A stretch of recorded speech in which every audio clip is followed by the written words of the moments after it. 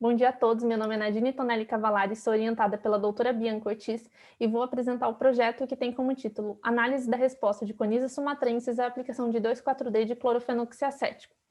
Bom, o surgimento de plantas daninhas ele remota desde a antiguidade e quando as plantas que a gente já tem conhecimento hoje, elas viviam de maneira silvestre na natureza. As plantas daninhas elas têm uma alta capacidade de adaptação aos mais diversos tipos de ambiente sob as mais diversas limitações, tanto em relação ao seu crescimento quanto em relação ao seu desenvolvimento. Isso possibilita a elas uma maior facilidade na obtenção de recursos naturais, como água, nutrientes e luz solar. Além disso, algumas plantas daninhas possuem efeitos alelopáticos, que são nada mais que a liberação de algumas toxinas na terra que vão impedir o crescimento normal das plantas da cultura que estão presentes junto com elas. Em relação à agricultura, o Brasil é hoje um dos maiores produtores agrícolas do mundo e a sua produção é de extrema importância para o PIB, que é o Produto Interno Bruto. Em 2019, o PIB do agronegócio representou 21,4% do PIB do país, crescendo 3,81% em relação a 2018, o que evidencia ainda mais o impacto dessa atividade na economia.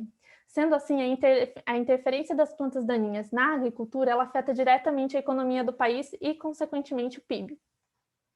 Uma das plantas daninhas que a gente tem hoje no Brasil é chamada Coniza sumatrensis. Ela é popularmente conhecida como buva, pertence à família das asteráceas, sendo meio de cotiledônia. Ela possui uma alta capacidade de autopolinização e de geração de sementes de fácil dispersão.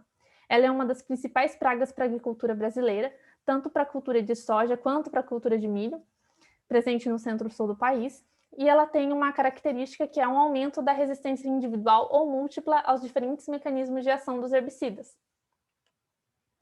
Nesse gráfico, é possível visualizar o número de espécies de plantas daninhas resistentes a herbicidas por família de plantas. E a família da buva ela se encontra aqui em segundo lugar, possuindo 44 plantas daninhas resistentes a herbicidas. Falando em herbicidas, os herbicidas são agentes biológicos ou substâncias químicas que conseguem matar ou controlar o crescimento de plantas daninhas de forma química. Eles vão agir de forma seletiva, afetando só a planta daninha e não a cultura de interesse. Um exemplo de herbicida é o 2,4-D, que é um mimetizador da auxina. A auxina é um hormônio que é essencial para o desenvolvimento e crescimento das plantas. Ele também pode inibir a via do shikamato, que para a planta é essencial para a produção de aminoácidos aromáticos. Sendo assim, vai resultar em um acúmulo de ácido shiquímico, seguido por clorose e morte das plantas. É possível visualizar nesse mapa casos de resistência do herbicida 2,4-D no mundo.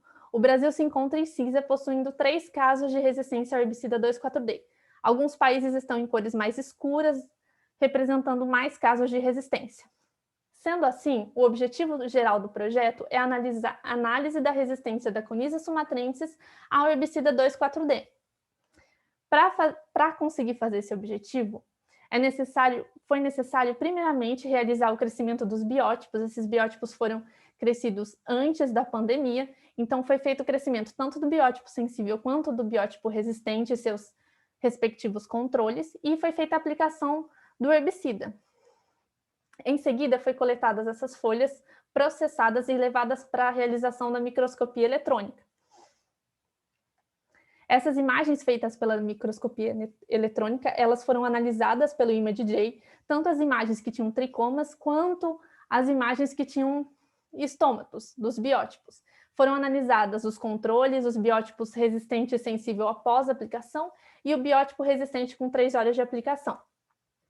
Em relação às imagens dos tricomas, elas foram divididas em quadrantes e foi feita a contagem dos tricomas.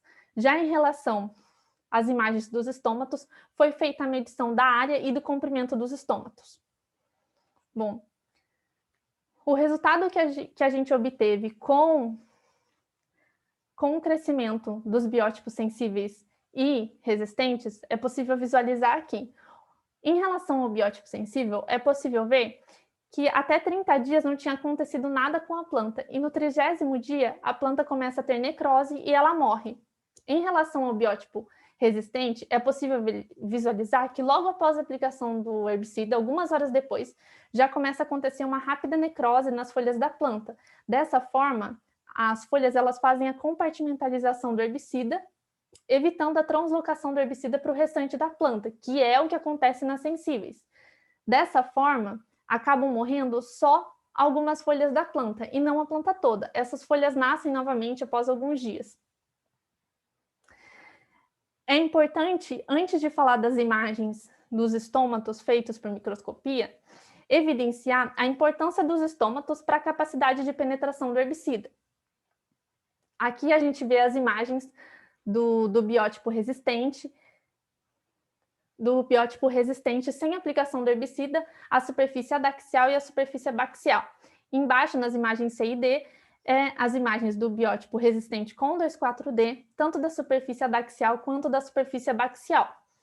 O sensível também é possível visualizar as imagens sendo a aplicação do 2,4-D, da parte adaxial e da parte abaxial em ENF, e em GH, com a aplicação do herbicida da parte adaxial e da superfície abaxial.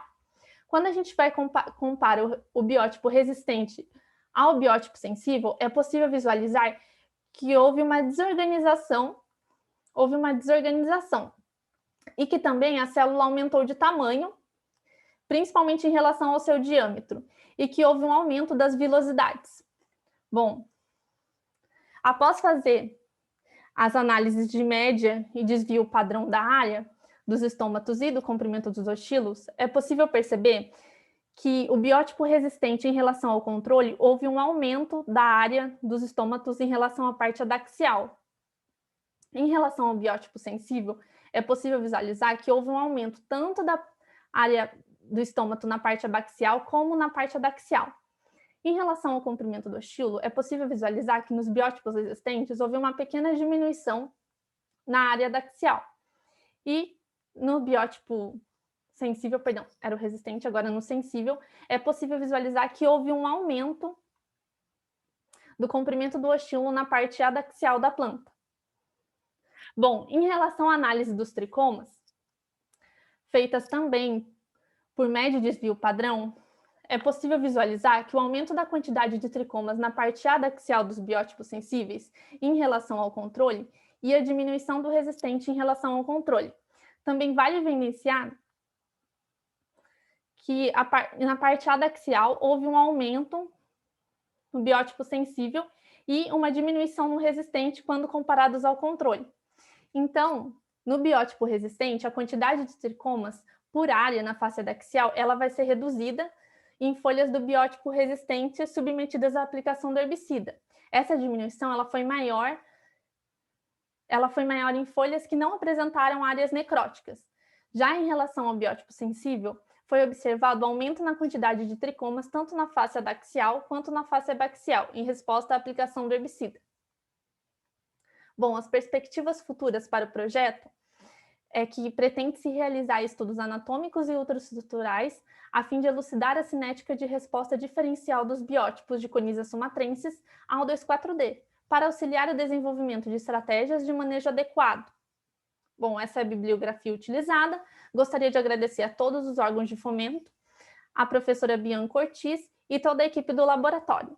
Muito obrigada.